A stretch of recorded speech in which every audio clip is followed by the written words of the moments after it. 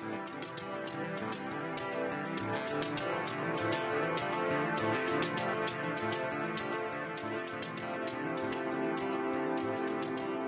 and welcome to the 15-minute book club with me, your host David Wares, produced by Wilson of Warm Winlet Productions and brought to the world via the miracle of valve technology by our man from Yucatan, El Gavster. I've just managed to sneak down to the basement of the Great Winter Library to get some warmth and discuss the topic for this week's chapter, which is the novel I Am Legend by Richard Matheson, which was published in 1954. Matheson was an extremely successful storyteller in his day. He had 9 of his stories adapted into movies, including this one, which has been made into at least 3 movies that I know of, the most recent of which was the 2007 version starring Will Smith as a protagonist, Robert Neville. Other stories Matheson wrote at the time that were adapted into movies include Jewel, which was made into a film, I should say, by an unknown director who was called Steven Spielberg. Matheson also wrote about 60 scripts for TV programs such as The Outer Limits. He knew how to tell a story, and dark stories were his milieu, that he really was somebody who explored the dark side of life. And the premise for I Am Legend is straightforward and spelled out in the blurb, which I'm going to read now. Let's have a look at this. Robert Neville is the last living man on Earth, but he is not alone. Every other man, woman and child on the planet has become a vampire, and they are hungry for Neville's blood. By day he is the hunter, stalking the undead through the ruins of civilization. By night he barricades himself into his home and prays for the dawn. How long can one man survive like this? And that's pretty much it. That sets the tone. I do enjoy looking at book covers because I think we should judge a book by a cover. Unlike the saying, covers tell us a lot about the content of a book. And the cover of this one is, well, it's kind of black with reddish skull-like faces with sharp fangs and clawed hands reaching out towards the reader. The skulls are painted in red. It's quite scary, threatening, it's unpleasant, and sums up the tone of the book. And the book itself was first published in 1954, as I said. And a bit of context, 1954 was peak America. This was the time that spanned the years between the election of Dwight D. Eisenhower in 1954 and the assassination of John F. Kennedy in 1963. So in that period, it was peak America. America had won World War II. It had stopped the Chinese in Korea. It was experiencing unparalleled wealth and prosperity of a like that had never been experienced anywhere ever. And I always imagine 1954 as being like a scene from Happy Days, the TV series, with Richie Cunningham driving down to Arnold's diner in his hot rod, meeting his friends over a burger and a shake. The 50s was the era of the teenager and the birth of rock and roll. And in 1954, records were released by Elvis Presley and Bill Haley and the Comets. And a small company called Fender had just released a guitar called the Stratocaster, which went on to change music as well. Electric guitar, and at the movies you could watch White Christmas or Sabrina starring Humphrey Bogart and Audrey Hepburn. And the big movie stars were John Wayne, Gary Cooper and Marilyn Monroe. Men were men, women were gorgeous, and all was well in the Western world. Confidence was high. Everything was possible. This was peak USA. Or if you're somebody who opposes the United States, this was peak Satan. But me, I'm a fan. And into this wonderful world, this wonderful futuristic world, came this novel set in the suburbs of Los Angeles, in which the world is dark, it's malevolent, it's grimy, and there is no future beyond day-to-day survival. In fact, there is no future. I'm just going to read this little bit out from the very beginning of the book, page 3. This is Robert Neville's day-to-day life. Now he reached over and took an ice pick from its wall rack. He punched holes into each clove half, then strung them all together with wire until he had about 25 necklaces. In the beginning, he had hung these necklaces over the windows, but from a distance they had thrown rocks until he'd been forced to cover the broken panes with plywood scraps. Finally, one day he torn off the plywood and nailed up even rows of planks instead. It had made the house a gloomy sepulchre, but it was better than having rocks coming flying in through his rooms in the shower of splintered glass. And once he had installed the 3 air conditioning units, it wasn't too bad. A man could get used to anything if he had to. When he's finished stringing up the garlic cloves, He went outside and nailed them over the window boarding, taking down the old strings which had lost most of their potent smell. He had to go through this process twice a week until he found something better.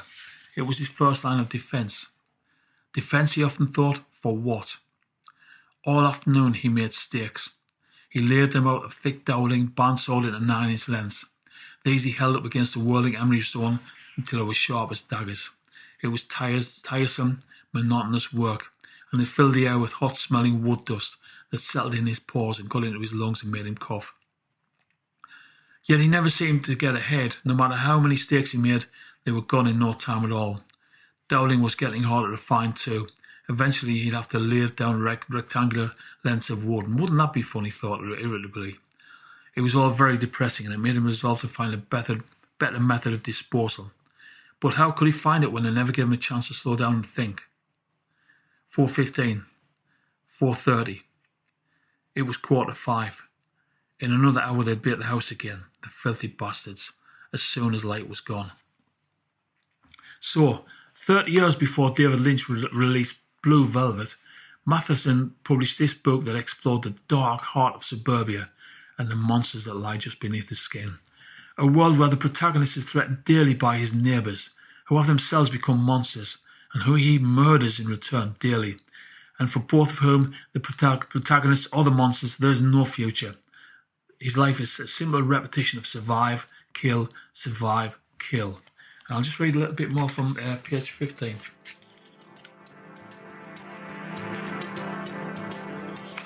At sea, as he got a new lathe, loaded onto the station wagon, then searched the store. There were 5 of them in the basement, hiding in various shadowed places. One of them Neville found inside a display freezer. When he saw the man lying there in this enamel coffin, he had to laugh. It seemed such a funny place to hide. Later he thought of what a humorless world it was when he could find amusement in such a thing.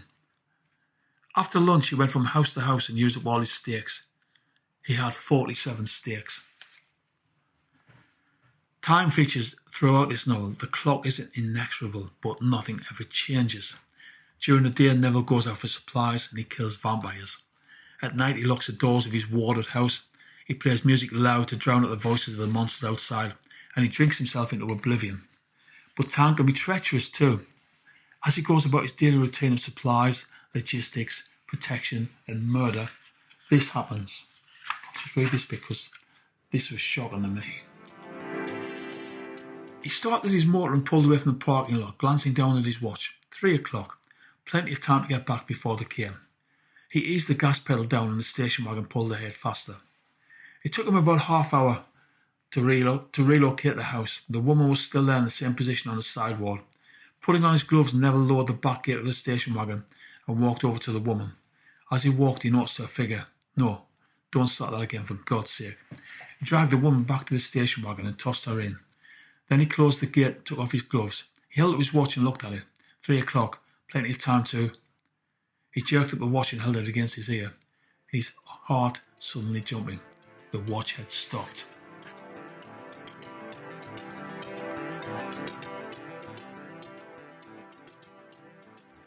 When I first read the novel, I got this point in the book when the watch stopped, and I couldn't read any further. I had to put the book down, and for about 3 months, I just looked at the book and I couldn't get any further because it's so threatening. I couldn't deal with the tension. But another strand of the story is habit. And I think this is really important. The protagonist, Robert Neville, is habituated to his life in the suburbs, living amongst the monsters, just as he was habituated to his life in the suburbs as a husband and father, living amongst his neighbours. He's tied by the force of habit to his home, can never quite find the right time or the motivation to escape. At various times he even acquires a dog, and he finds a female companion. In that sense, the story is primeval. It's the building of an entire new family after a catastrophe. And you can find a similar story in lots of novels. For example, in The Outlaw Josie Wales. But unlike in that novel, in I Am Legend, nothing's permanent, nothing's sustained, and there is no development, there is no future, because Robert Neville is literally the last human being on Earth. This story is an endless Groundhog Day of survival. During the day, staking vampires through the heart, and at night getting drunk and listening to classical music. And gradually, very gradually, Robert Neville becomes unhinged. I'll just read this little bit because, again, I think this is quite enlightening. At one point, he's sitting in his house and he's getting drunk and he cracks.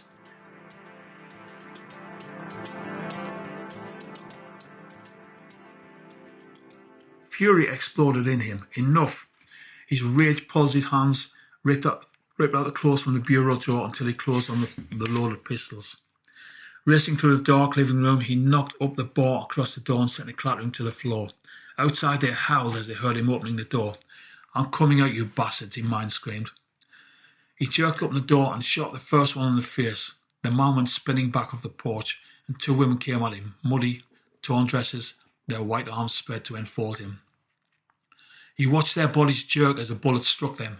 He shoved them both aside, began firing his guns into their midst, a wild yell ripping back his bloodless lips. He kept firing the pistols until they were both empty. Then he kept on. Then he stood on the porch, clubbing them with insane blows, losing his mind almost completely, when the same ones he'd shot came rushing at him again. And when they tore the guns out of his hands, he used his fists and elbows, and he butted with his head and he kicked them with his big shoes. It wasn't until the flaring pain of having his shoulders slashed open struck him that he realised what he was doing and how hopeless his attempt was. Knocking aside two women, he backed towards the door. A man's arm locked around his neck. He lurched forward, bending at the waist, and topped the man over his head into the others. He jumped back into the doorway, gripped both sides of the frame, and kicked his legs like pistons, sending the men crashing back into the shrubbery. Then, before they could get at him again, he slammed the door in their faces, locked it, bolted it, and dropped the heavy bar in its slots. Robert Neville stood in the cold blackness of his house, listening to the vampires scream.